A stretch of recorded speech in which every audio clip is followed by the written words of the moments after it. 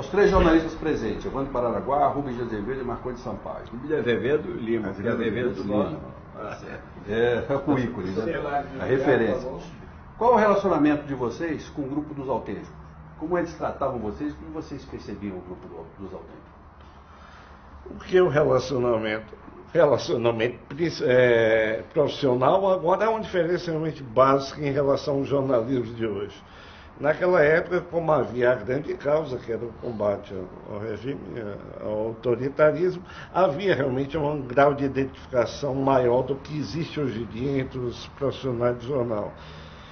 Eu, particularmente, me liguei por ligações, por identidade de geração, a maioria era de idade aproximada, e identidade da causa, da combatividade. Eu também muito novo, começando como repórter político, e eu vi no Grupo Autêntico na época até uma forma de tentar, de afirmação profissional, porque na época o noticiário ainda estava naquela situação de transição entre o período mais duro do AI-5 realmente, entre o período duro não, dentro do AI-5, que foi um período duro, e eu me liguei ao grupo até de forma pragmática, também para tentar diversificar o noticiário com temas, alguns temas emergentes da época, que era o problema já da questão da dívida externa, que era o problema mais específico da Rio-Niterói,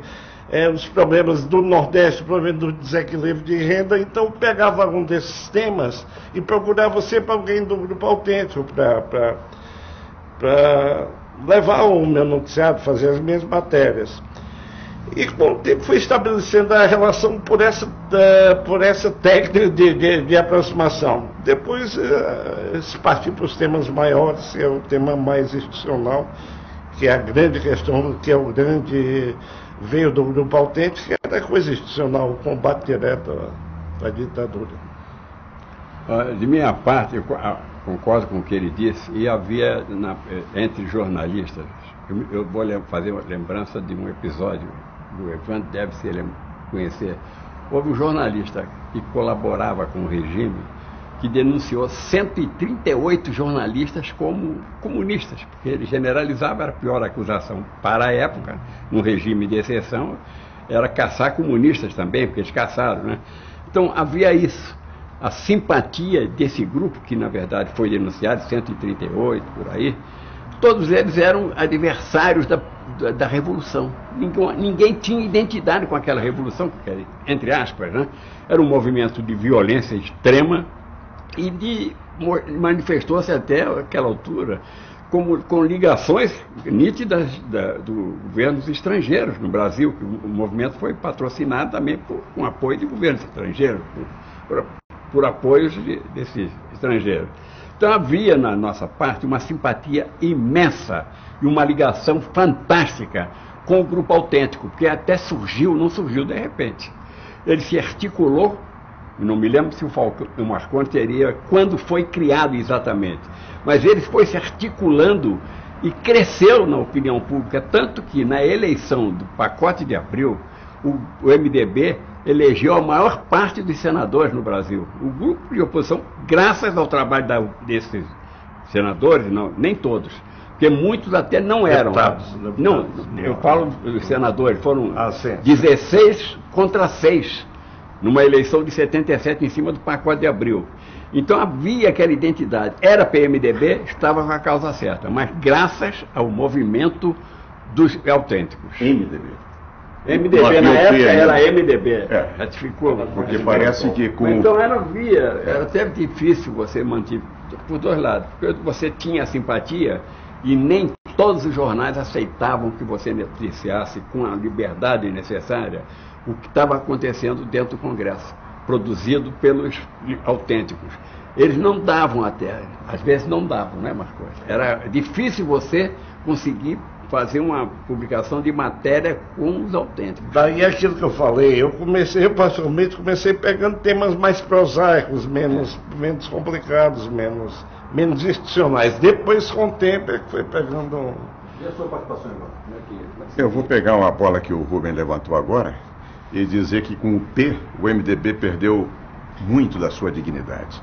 Que o velho MDB, dividido entre, assim a grosso modo, né, numa simplificação, um reducionismo entre autênticos e moderados, denominações que refletiam, em certa medida, o estilo de atuação, quando veio o PMDB, ganhou o P e perdeu muita dignidade, estou me repetindo.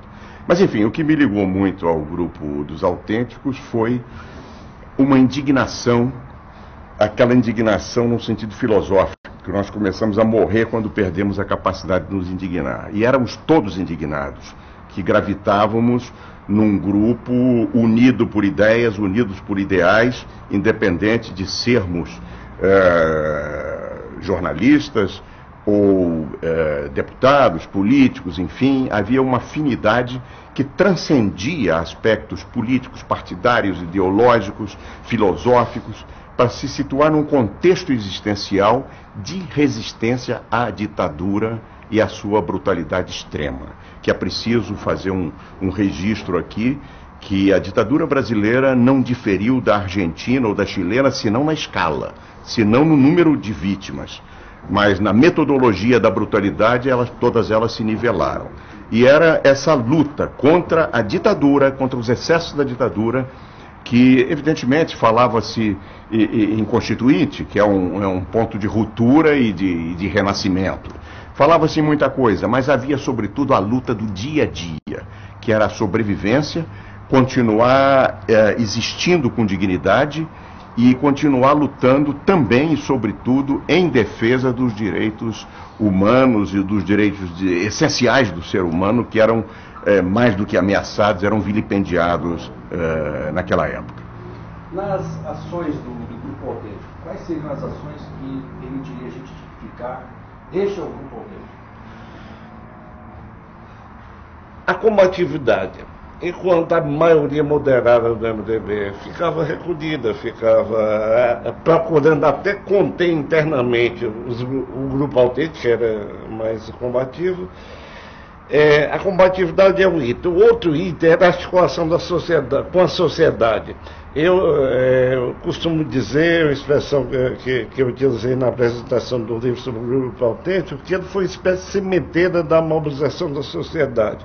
Porque nos fins de semana, os autênticos saíram daqui de Brasília para fazer palestras para a OAB, para a igreja, que ainda não havia a sociedade civil bem corporificada como foi já no final da década de 70. Então eu acho que isso era uma distinção fundamental.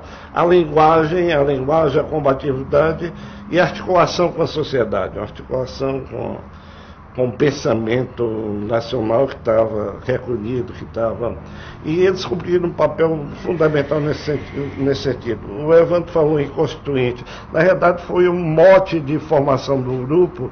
Foi na eleição de 70, eles se elegeram e fizeram um grande encontro no Recife, cujo mote central era a ideia da Constituinte, e a partir daí é que houve a aglutinação do Grupo Autêntico em torno dessa ideia, que na realidade não foi nem tão forte no começo. Aí começaram a surgir outras questões, e eu me lembro bem, o pessoal do Nordeste ficou muito com a questão da redistribuição de renda, com a questão das multinacionais, a reação ao capital externo.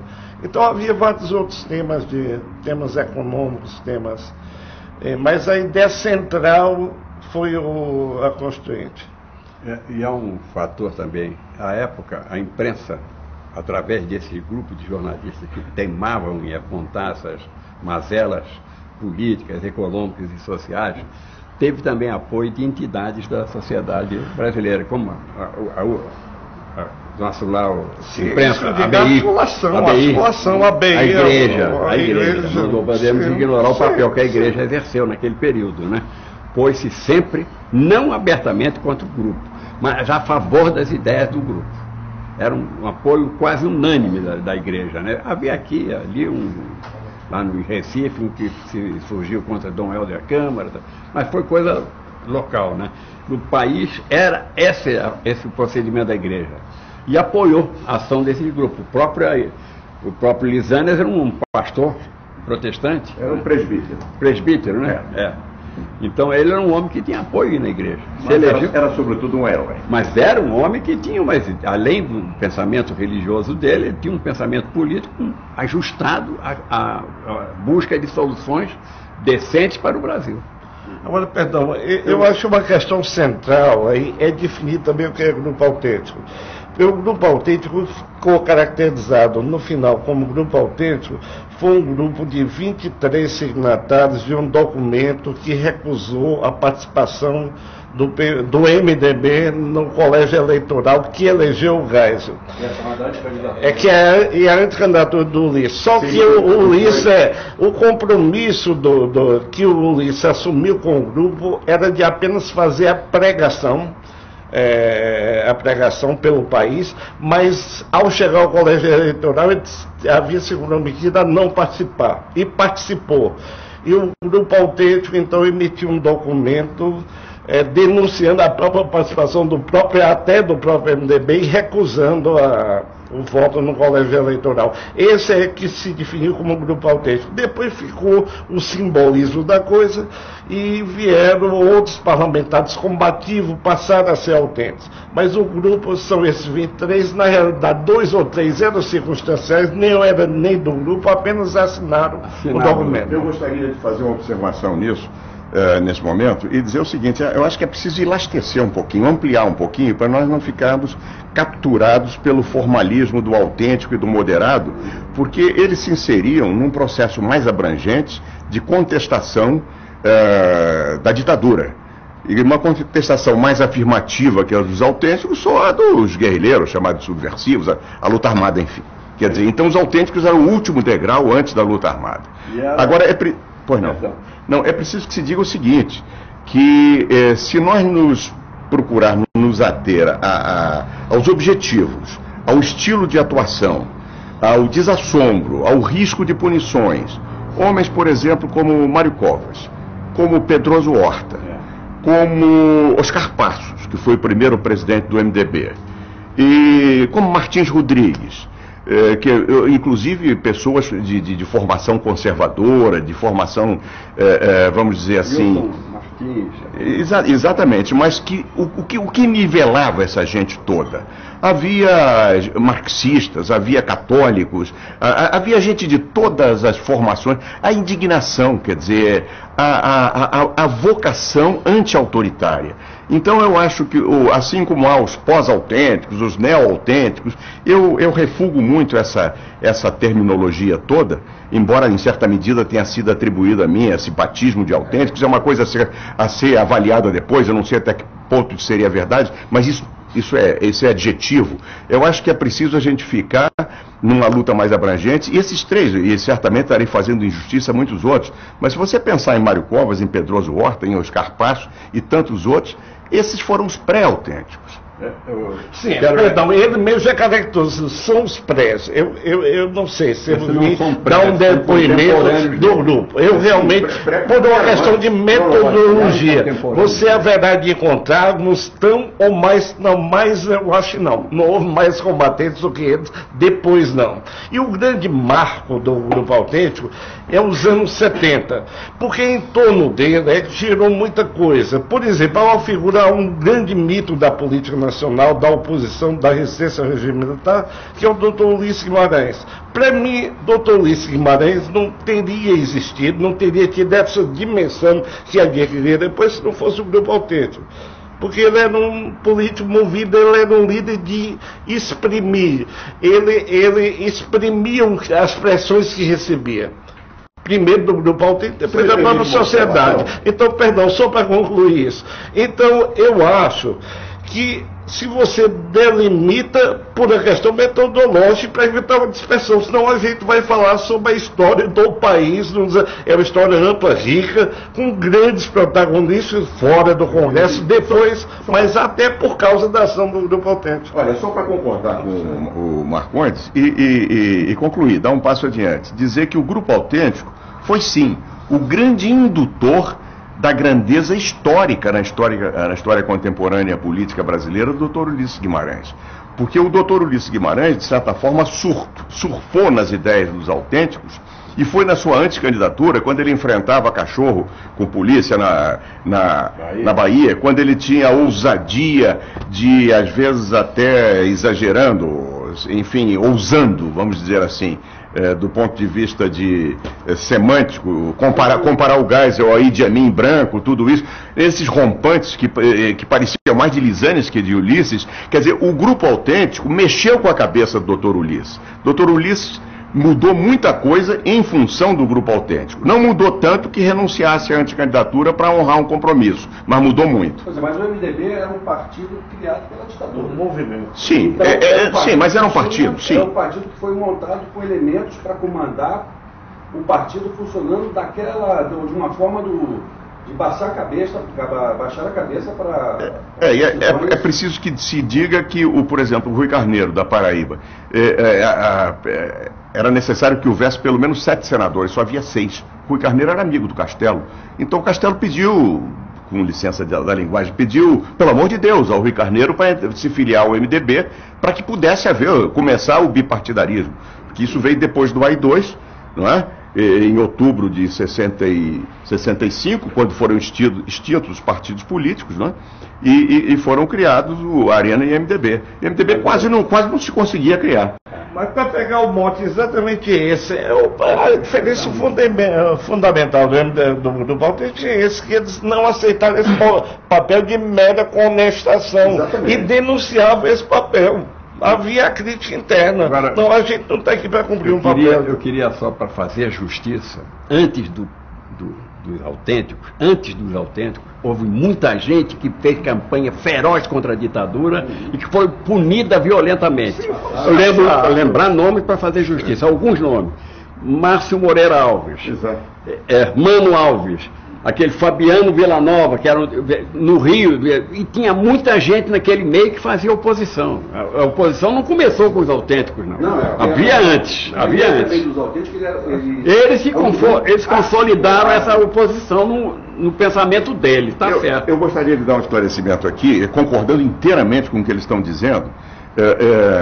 E tanto que há pouco eu falei nos pré-autênticos, né, que defendiam com a mesma ênfase as mesmas ideias. É porque havia um momento em que a cobertura jornalística no Congresso Nacional, na área política, insistia em chamar de radicais. E radical em tempos de ditadura, em tempos de bruxa solta, é levantar a bola para a punição, né? E, sobretudo porque a mentira dita muitas vezes, porque eram radicais em defesa de quê? Radicais em defesa da dignidade, dos direitos humanos, essa coisa toda. Muito bem, então, eu que nesse tempo trabalhava no Globo, comecei a chamar esse grupo supostamente radical, ou talvez radical em realidade, mas um radicalismo bendito, comecei a chamar de autênticos. E para estabelecer a contrapartida de moderados.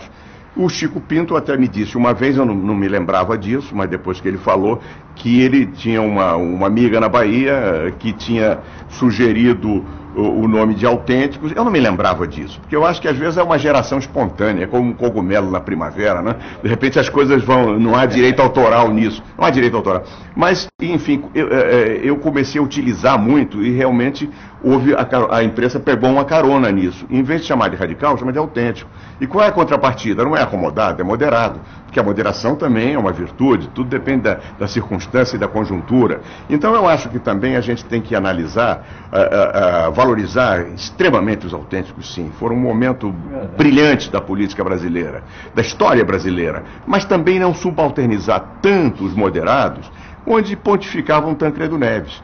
Que é preciso que se diga que quando, na última noite do Getúlio, naquela famosa reunião ministerial, um dos 2 ou 3 pouquíssimos que defendiam a defesa armada, né? Se entrincheirar e resistir. Quer dizer, esse homem não mudou tanto. O Tancredo Neves foi um homem que pode ter se metido, vamos dizer assim, se envolvido em julgadas políticas com Ulisses Guimarães, com Tales Ramalho, com os moderados, Laerte Vieira, com os moderados do MDB, mas nunca com um sentido antipovo ou antipátria, com um sentido tático dentro de um combate à ditadura. Agora, não aquele combate de D'Artagnan, de Dom Quixote, aquele combate de peito aberto, aquele combate de quem joga xadrez. Mas uma das coisas que os autênticos falam é que essa transição da ditadura para a democracia, que nós chamamos de democracia, é uma farsa. Foi um negócio então, aí eu tenho entendimento que na época eu era até mal visto por alguns colegas, porque na época da chamada Nova República eu dizia coisa bem parecida com isso que você falou aí. Eu sempre entendi que o processo de construção da tal Nova República, ela tinha um artificialismo tal que inevitavelmente desaguaria no que depois até no mundo acadêmico começou a ser qualificado de pensamento único, que vem simultaneamente dentro do processo do liberalismo. Essa história de unir os extremos, eu acho que o pensamento único chegou antes no Brasil do que mesmo via o liberalismo. Porque você uniu forças tão diversificadas, todas em função do interesse, da mera sobrevivência, do poder pelo poder. É tanto que uma boa parcela saiu lá do ventre do antigo regime para o grande cenário da nova ordem. E o Tancredo é um dos condutores disso. Na época eu entendia, por exemplo, que era preferível o que eu chamava da ordem natural das coisas. Se tivesse da Maluf, que desse Maluf, porque na realidade eu acho que você continuaria com um processo político verdadeiro, um processo de politização muito forte na década de 70, com a participação do Grupo Autêntico. Eu acho que você teria tido um congresso de confronto e não um congresso cooptado como esse congresso que veio com a Nova República, que produz efeitos até hoje. Eu queria fazer uma observação nesse momento, julgando novamente o foco no Grupo Autêntico, que a gente tem que sair e voltar, não é? É a sístole e a diástole do Golbery, aquela história. Então, pessoas absolutamente respeitáveis sob todos os aspectos, mas é como um time de futebol, com perdão do Lula, não vou usar as suas metáforas, mas tem as estrelas do time. Nós estamos falando aqui em novembro de 2009. Assim como o Flamengo, por exemplo, hoje gira praticamente em torno de Petkovic, Adriano e Bruno. Naquele tempo, a espinha dorsal dos autênticos eram Chico Pinto, Alencar Furtado e Lisânia Maciel. Sem demérito para nenhum dos outros. Nem Paz de Andrade, nem Fernando Lira, nem Marcos Freire, nem Getúlio Dias. Todos formidáveis. E cada um cumprindo as suas atribuições e atuando segundo a sua formação e nivelados por um mesmo propósito, um mesmo ideal. Agora, com as suas peculiaridades, o Chico, o Lisânias e o Alencar, que diferiam extremamente entre eles, constituíam o núcleo e a espinha dorsal do MDB. E a partir daí as coisas se espraiavam e se organizavam. Vocês acham que então eles não tinham um projeto de poder definido, claro? Não, não havia um projeto. Institucional. Agora, aí eu tenho discordância do Lisânias ou do Evandro. Olha, eu acho que a distribuição de papel, não havia conceito de defesa de pessoa humana na época. Esse conceito se chamava Lisânias Maciel, cumpria um papel fundamentalíssimo. O Alencar Furtado, na questão, não é que ele entendesse profundamente, que eu me lembro, ele não entendia profundamente, mas ele ousava o questionamento da questão da dívida externa, da questão da ação das multinacionais. E quando disse não entendeu, quer dizer que ele não tinha formação de economista, mas tinha boa formação política. O outro, Chico Pinto, outra figura fundamentalista. Mas além desse, havia pelo menos mais uns 4 ou 5 que foram fundamentais na sustentação, na articulação no grupo, com igual coragem. Um deles ele citou o Paes, o Fernando Lira, o Getúlio. Agora era o papel de cada um. Uns eram mais, tinham função mais específica, mais restrita. Agora, na articulação, aí eu incluiria o Paes e o Fernando Lira, que no final realmente se tornou partícipe da coisa que eu critico, que era a organização da tal Nova República. Mas, na realidade, eles tiveram papel muito importante na articulação do grupo. Mas então, Marcos, você está caracterizando que tem um grupo... Tem um núcleo, para mim o núcleo... tinha. Se não tarefa, mas tendências, padrões não havia unidade ideológica, isso não havia. Mas havia campos de ação. Mas não era importante, não tinha maior. Não era importante, como era absolutamente desimportante. Eu só quero fazer um reparo às coisas assim, o entendimento que houve para o restabelecimento de um sistema que levasse a democratização antes do tempo, sem ser feita pelo povo, porque não foi feita pelo povo, foi feito por entendimentos, inclusive palacianos, foi feito. Aquilo teve um condão de vencer aquele ódio que o militar estava tendo e que iria manter-se durante mais algum tempo, talvez se não houvesse esse entendimento. Era a guerra urbana que havia contra o regime. Havia essa gente que a gente só foi conhecer depois. Na segunda fase, já no final. Não, no começo. Eles também estavam em combate ali, em 78 estavam, faziam já guerrilha em São Paulo. Quer dizer, este entendimento, a meu ver, teve o condão de afastar, por exemplo, até a ditadura do Maluf, que seria de um grande farsante na presidência da República. E ganharia. Então, isso aí, eu acho que eles erraram, meu juízo, meu juízo. Erraram de não participar, condenar aquele entendimento. Eu acho isso. Eu gostaria de fazer uma observação aqui, porque pela primeira vez, me parece, nessa conversa aqui, falou-se nos militares. E o Rubens tocou aí no militar. Não, entra o Chico Pinto e isso dá pano para manga. Mas eu gostaria de fazer uma ressalva, o seguinte. No mesmo momento em que se desenvolviam as candidaturas Tancredo e Maluf, com vistas ao colégio eleitoral, naquela eleição indireta, quando a direta a emenda foi derrotada, o CIE, o Centro de Informações do Exército, estruturava um plano de desestabilização da candidatura Tancredo Neves, que aliás o Estado de São Paulo deu isso em primeira mão, e muitos outros militares que já tinham se desiludido com a sua desarrevolução e atuavam em campos opostos. Isso ficou muito claro em diferentes momentos, basta que se veja a candidatura do Euler Bentes Monteiro, que tinha posições diferentes do seu oponente, e por aí vai, não é? Quer dizer, então é preciso, em se tratando de militares, num determinado momento do processo, a grande divisão entre os militares que continuam, e não vamos cair nessa armadilha de linha dura, isso e aquilo, isso é bobagem. Os militares que queriam realmente um regime fechado e aqueles que entendiam que um ciclo histórico estava esgotado, que se opunham e exteriorizavam essa oposição com o risco das próprias carreiras e às vezes das próprias vidas contra a barbárie da ditadura. É muito fácil, nós poderíamos citar muitos aqui. É preciso que fique claro e fique registrado que, num determinado momento, houve uma estreita ligação entre o grupo autêntico e militares da área nacionalista. No episódio da candidatura do general Euler Bentes Monteiro, por exemplo, que o general Figueiredo sagrou-se vitorioso, seu desfecho dessa candidatura, dessa eleição indireta, o grupo autêntico, o MDB como um todo, mas sobretudo e como vanguarda o grupo autêntico, se engajou profundamente nisso. E havia também uma eleição, por exemplo, as coisas vêm à cabeça com muita velocidade. O Tancredo, havia um risco muito grande de um golpe durante o momento da eleição indireta. Havia um plano para tirar o Tancredo aqui de Brasília, ele ia sair de um platô ali perto do Jardim Botânico. Esse plano foi todo elaborado por militares.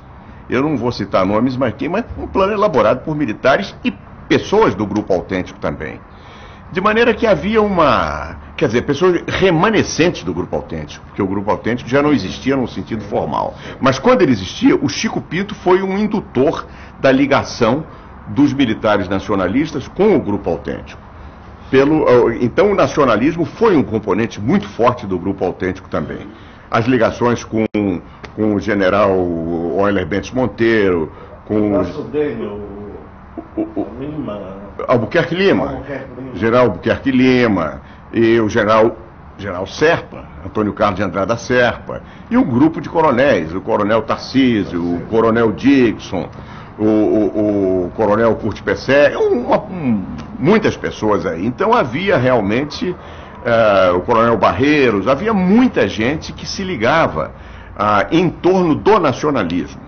Não havia partidarismo, havia uma vocação nacionalista, Até porque a chamada Revolução, durante muito tempo, foi extremamente entreguista. Basta que se diga que ela começou com Roberto Campos, com Otávio Gouveia de Bulhões, enfim, não é preciso dizer mais. Agora, só lembrar sobre esse aspecto, que mesmo na Constituinte de 1987, 88, houve reação no meio militar contra alguns dispositivos ali. E do Palácio do Planalto, onde estava então o presidente Sarney, um ministro da guerra, então, Leônidas Pires Gonçalves, reunido com o presidente, foi informado de que o plenário da Constituinte tinha aprovado, em primeira discussão, a queda do mandato do presidente. O general Leônidas Pires Gonçalves, ele na hora informado disse que ia tomar iniciativas imediatas. O deputado Prisco Viana, que mora hoje em Brasília, tinha sido ministro do Sarney, levou lá, então, quando chegou ao palácio, soube desse complô, ele queria fechar o Constituinte, acabar. Essa gente está maluca, espera aí, isso é a primeira discussão, ainda vai correr muita coisa e isso não vai vingar. Deu isso. Deu um depoimento para mostrar como era o estado de espírito da transição, que era esse estado de espírito. Havia reações até a mexer em mandato de presidente que tinha sido eleito indiretamente. E, aliás, nem ele foi escolhido, ele era o suplente do titular. Né? Só um reparo. Eu gostaria de dizer uma coisa também. Falamos agora há pouco no Lisânia, da sua atuação em defesa dos direitos humanos. Ele também foi presidente da Comissão de Minas e Energia da Câmara nessa época e teve uma atuação muito marcante em defesa do subsolo brasileiro, contra essa expoliação toda que veio a culminar na chamada privataria do governo Fernando Henrique. Agora, vocês como jornalistas, que dificuldades vocês tiveram que vencer para poder veicular na imprensa os discursos e Deixa eu dizer uma coisa. as posturas dos autênticos? Olha, eu acho que houve um engajamento de alguns jornalistas, pelo menos, com o grupo autêntico. Engajamento não significa a meu ver, uma comunhão de ideais e não uma distorção da realidade. Mas, evidentemente, sempre existe, sobretudo quando você dispõe de um espaço, de uma coluna, alguma coisa, nesse sentido, da informação interpretada, não é? O news behind the news, você pode projetar ali um ponto de vista e não apenas registrar mecanicamente o ocorrido. Havia realmente uma lua de mel entre um grupo de jornalistas e o grupo dos autênticos. Os jornais, os donos dos jornais. Os jornais passaram a admitir, porque também estavam sujeitos a punições terríveis, né? Como um jornal acabou porque o governo quis acabar, proibiu a publicidade de qualquer repartição pública e depois de empresários privados, Correio da Manhã, morreu por isso. Não deixaram de sobreviver, porque foi oposição aberta ao regime militar. Você já imaginou anunciar na Opinião, no Pasquim, no Movimento? Quer dizer, evidentemente que não havia anúncio oficial. Um empresário, alguém da área privada, botar um anúncio no Pasquim, no Movimento, Essa é outra coisa. no Co-Jornal, naquele do Rio Grande do Sul. Esses jornais que surgiram, que nós não estamos vendo. A chamada imprensa alternativa, os danibos. Maior que a questão da grande imprensa, maior por isso que esses jornais alternativos cumpriram um papel importantíssimo. Mas é isso, havia uma convergência também de interesse do combate. Gradualmente, você citou no Globo, não sei se você se lembra, eu sou teu sucessor no Globo. Como repórter político, você foi para São Paulo e eu fiquei aqui fazendo a cobertura, não tive maior problema não. Só houve um certo gradualismo temático. Para chegar à grande questão maior, a questão institucional, é que realmente foi com o tempo. No começo do governo Médici era difícil, realmente, mal sair do fechamento do Congresso, você ia tateando e gradualmente dali no final já havia todo o espaço natural que se tem para a cobertura política. Eu já havia no Globo e principalmente depois que eu passei para a Folha. E havia artifícios também que a imprensa usava. Olha, um artifício curioso aqui de Brasília, que é do Correio Brasiliense, ao tempo do... Morreu esse paraense, como era o que era? O Oliveira Bastos. Oliveira Bastos era diretor do Correio Brasiliense. Ele recebeu a cópia de um encontro do homem do PIDE lá no Chile ao presidente Figueiredo, quando era chefe do SNI. Ele publicou, era um horror, então ele publicou dizendo, está vendo como a subversão trama coisas para denunciar o que não acontece, mas publicou na primeira página do jornal o entendimento da PIDE com o SNI no Brasil. A forma que ele teve de publicar foi essa. Isso é mentira, olha só a mentira dos subversivos, se lembra, né? Olha, eu gostaria de citar dois episódios, duas historinhas, que relatam bem, primeiro, o tipo de personalidade e o jeito de ser de um dos ícones do grupo autêntico, Chico Pinto, em dois momentos diferentes. E uma ainda no governo Médici, quando ele morava no Brasília Palace Hotel, antes do incêndio, e enxergava-se o Alvorada. E eu perguntei a ele, Chico, você já pensou aí num momento de radicalismo, de insensatez, o presidente da República está no teu campo de mira aqui, você... Ele disse o seguinte, olha, Evandro, se eu tivesse a convicção de que isso ia mudar, eu arranjava um rifle com uma luneta, mas não vai mudar nada, só vai me piorar. O caminho não é esse. Se fosse esse, eu estava na luta armada. Outro episódio do Chico, foi a última vez que ele teve com Lisanes, inclusive, numa solenidade aí no Congresso, envolvendo o Grupo Autêntico, enfim. Ele disse o seguinte, olha, eu fui preso no tempo do governo Geisel por um discurso contra o Pinochet, tudo isso, então não tenho boas recordações do governo Geisel.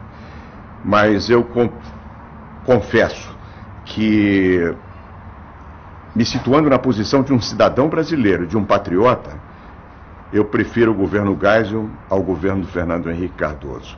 Esse sim, o governo mais anti-brasileiro de todos os tempos.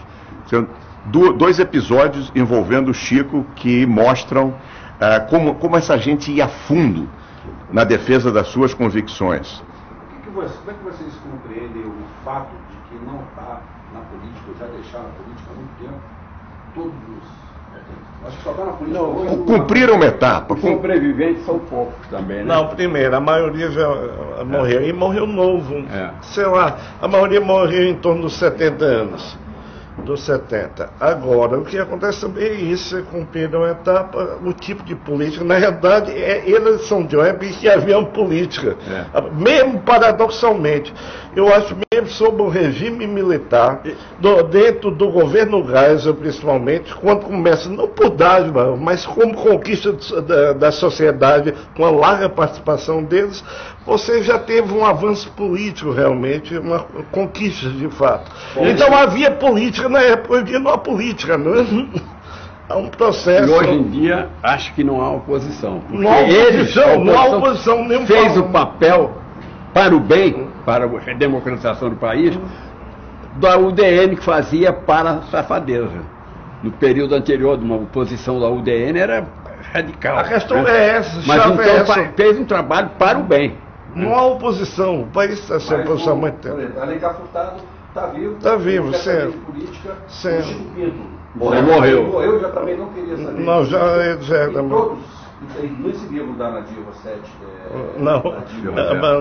Ana Beatriz Nada. Beatriz, ela coloca vários depoimentos onde todos mostram que a dificuldade de se fazer política, a boa política que eles faziam, no atual...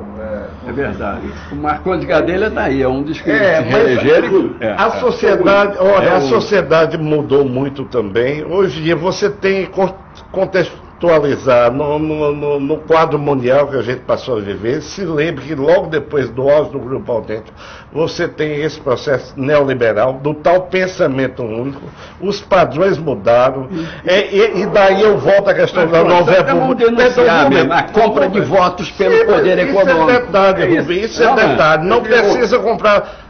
Não precisa. Hoje eu passei um bom tempo. Eu queria voltar um pouquinho especificamente ao grupo... Desculpe. Ele quer acabar. Não, desarticulei. Não, é claro, eu estava com um raciocínio que eu acho que tem tudo a ver. Você vive um mundo hoje completamente diferente, realmente. Você tem um processo político em que as pessoas são constrangidas a ter uma posição medíocre, você não pode enfrentar o mínimo sistema do jeito que está aí, você é execrado, a radicalidade se tornou uma coisa satânica, então há todo Para complementar, ou na verdade contra-argumentar o seu ponto de vista, o Nadir Rossetti fala nesse livro dos autores do PT que... O Nadir morreu há quase 20 anos, eu acho. Para ver como é tão relevante ainda as suas teses, as suas hipóteses. Que os três inimigos...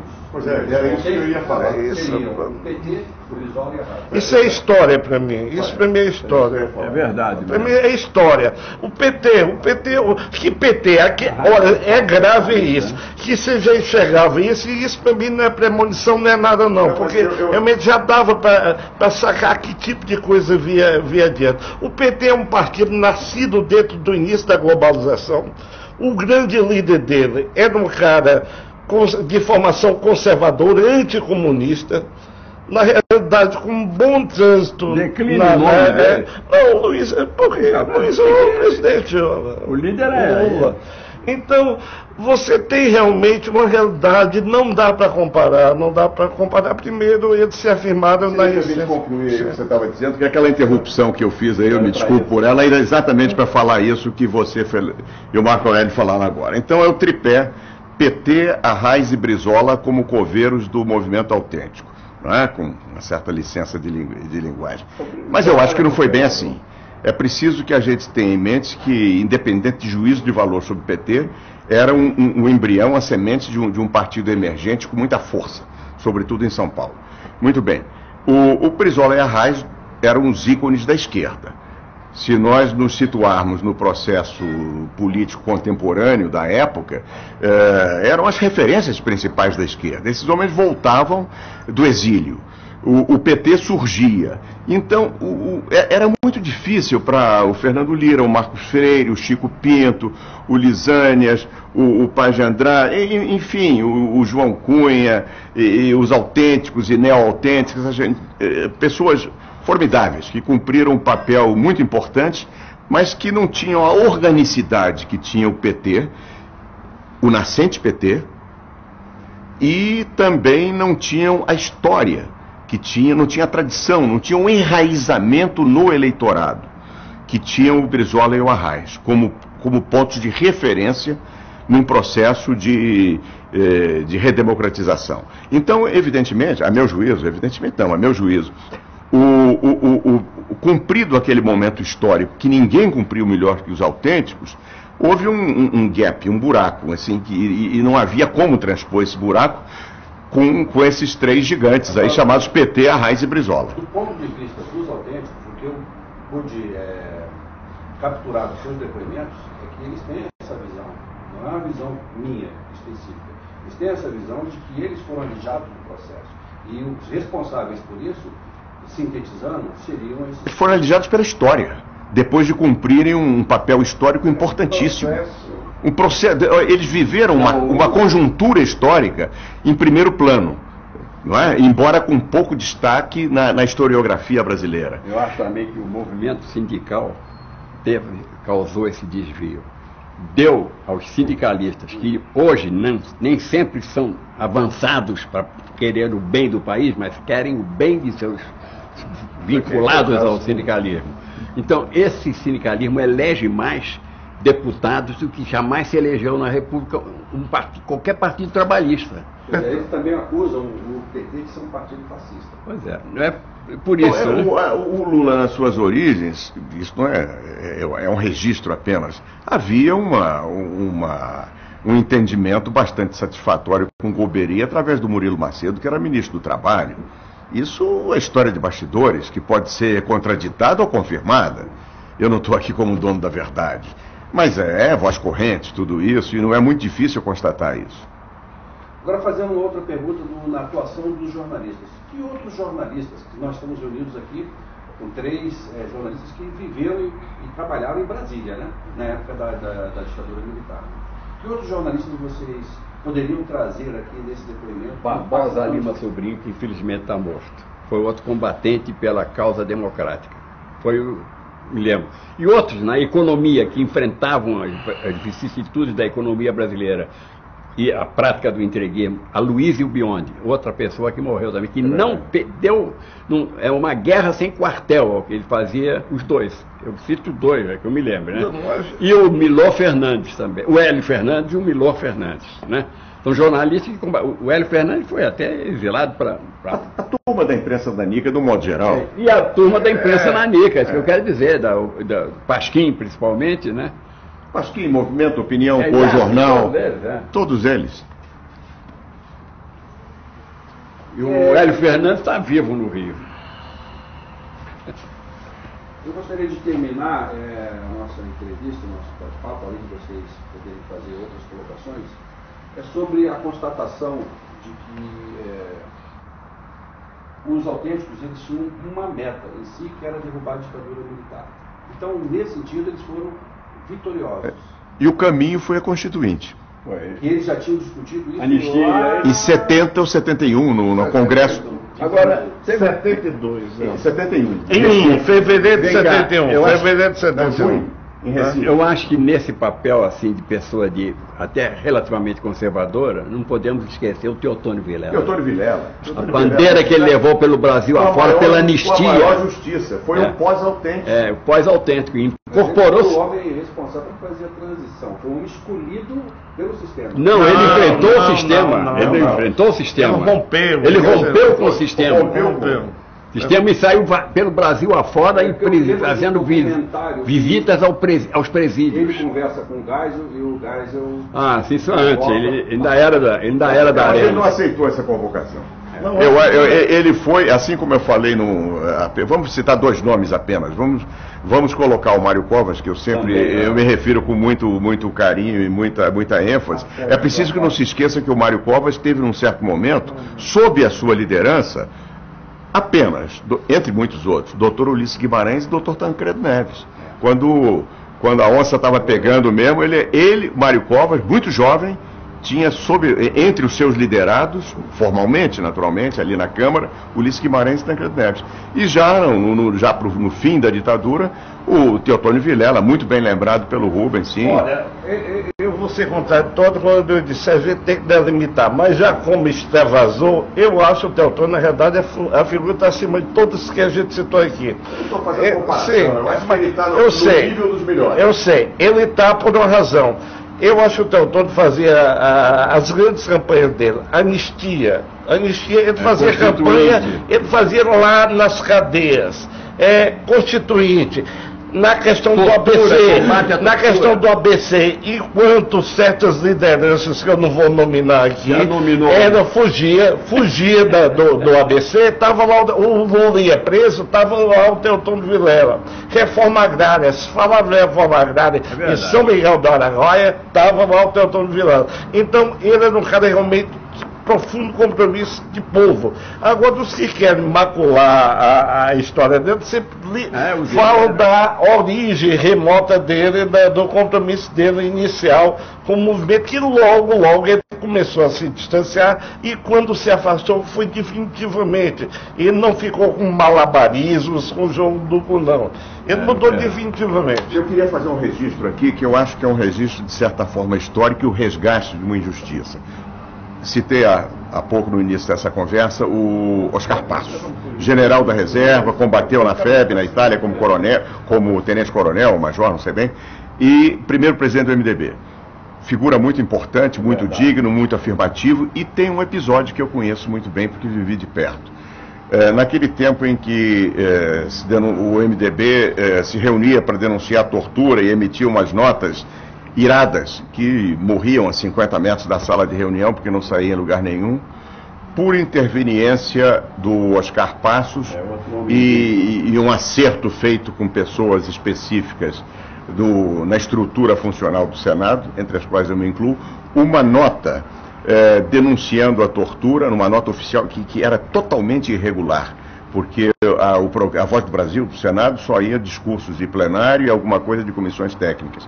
e saiu uma nota do MDB denunciando a tortura. Oscar Passos arriscou-se a perder o seu mandato e a levar junto com eles demissão de funcionários, no sentido de viabilizar e de conscientizar o Brasil para aquilo que está acontecendo.